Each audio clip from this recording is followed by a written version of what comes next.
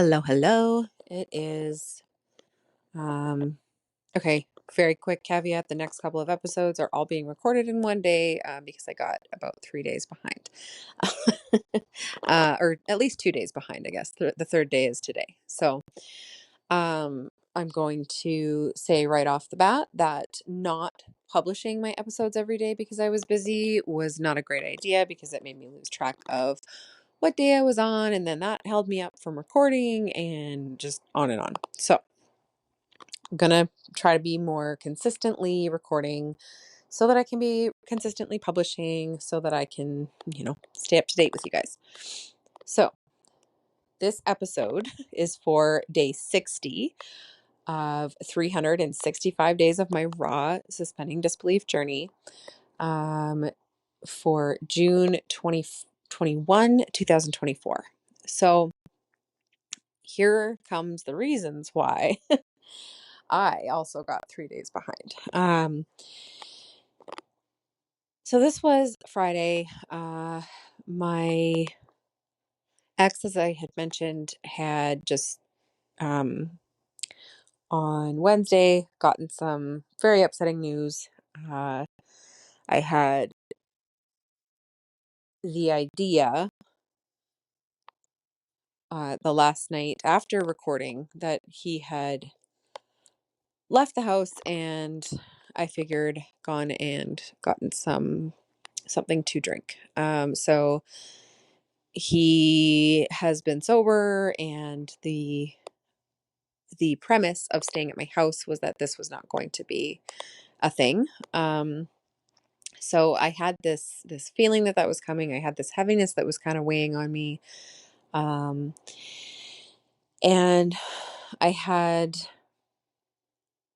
so as of Thursday night, and this episode is about Friday, but Thursday night I had like a breakdown, crying in the bathroom on the floor kind of thing.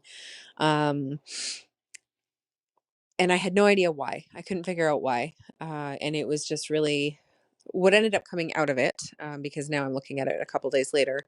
What ended up coming out of it was that I was feeling the weight of everything that was coming in the next couple of days. I could feel it coming, like incoming. And it was just like, oh, there's so much I can't handle. And like I already had so much going on in my business and whatever that I just was, feeling that extra was scary, I think. So I couldn't really tell what was going on. I reached out to Alex. She, being in her Inner Quest for Outer Riches program, I have like the option for a healing voice note in between calls and things like that. So I reached out to her and asked for one of those because I was like, I don't know what's going on. I don't know why I'm having this meltdown, but I feel like I need it. So I did that, and I was right. My guess that he had gone out and had something to drink ended up being correct. And so today, quote unquote, today, Friday, he slept in. I took my daughter to school in the morning, even though he had been driving her mostly since he got here, just because, spending more time with her. He had slept in, so I took her to school. He went out to run some errands during the day with his ex-girlfriend who was visiting him at my house, and ended up having more to drink, picking up my daughter and driving her home, and came in and asked if it would be okay if he took her for dinner because his ex-girlfriend was leaving and whatever. And I had a split second awareness of having smelled something that it made me like, I knew that he had had a drink, but I didn't acknowledge it. I guess I didn't. I questioned myself because it was such a short thing. I wasn't 100% sure, and all of this, and I didn't trust my intuition, which I should have. So I said yes, and they went out for dinner. Came back, and they dropped my daughter off, and then we're gone for a little bit again, and then came back again, and while they were gone, um, I had a little conversation with my daughter and got out of her that there was definitely some suspicious behavior going on, and she definitely thought he was drinking. And so it was confirmation of that little nudge that I had had before, and I was kicking myself because I had not followed my nudge, right? When we don't trust our intuition, things never go great. And the worry of hurting someone's feelings by being accusing outweighed trusting my instincts, and that should not be how it goes. Um so yeah. Anyway, they came back home. I could tell full on that he was drunk, like drunk, drunk. And I knew that he had just been driving again. So I knew that he had been driving my daughter before that, because I saw them pulling up in the car, saw him in the driver's seat. And I was like, if he is now, he was then. So I live in a small town. It's like a 4-minute drive from her school to home. It's a 4-minute drive to anywhere. So even when they went out for dinner, it's a 4-minute drive. Doesn't excuse it. But at least it wasn't, hours of driving or what. I don't know. I don't know. There's, again, nothing excuses it. Anyway, he came home. He was his like goofy drunk self, which I know that he's drunk whenever he's acting like that. And I stepped out of my room and just kind of stared when he came in, and he scooted off downstairs and kind of hid away. And I was very proud of myself. I got myself collected and calm enough to go and have a conversation that was going to be really crappy to have without losing my cool, which is huge progress for me, because a lot of the time with the heightened emotion comes my not necessarily overreaction, but not very measured or strategic or thought through responses, right? So anyway, I had a chat with him, with his ex, who had allowed him to drive even though she was sober. Uh, had a big whole thing, and um, told him that he needed to stay downstairs, get sober, and that there was not going to be any more chances. And um, if it were to happen again, like if I found him drinking again, that he would not be able to stay at my place, and um whatever, all of the things. And I know I know that he's an addict. I know that there's all of these things, but when I have my young children at home and things happening like my daughter being picked up from school by her drunk father, it can't happen. So um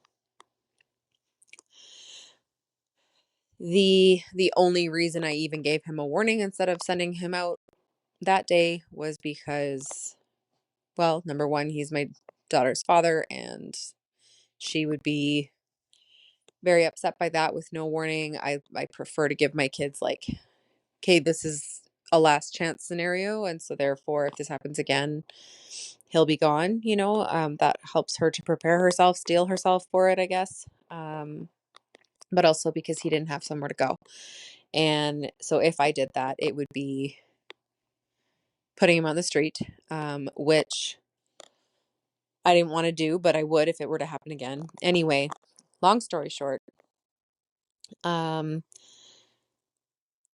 it was a rough day emotionally. It was very frustrating. It was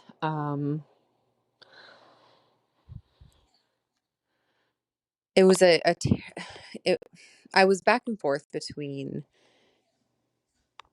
being upset with myself for not having followed my intuition, but also knowing that nobody's perfect and I needed to give myself a little bit of grace, and also being really, really upset with him, and also understanding that he had just had a very traumatic thing come up for him, and that he's not used to handling his emotions. He's used to drinking them away. So it was a very tug of war kind of a feeling emotionally for a decent chunk of the day. And so I was just, this was part of the ongoing life needing to take precedence over business and over um, building this successful results that I'm aiming for by the end of the year.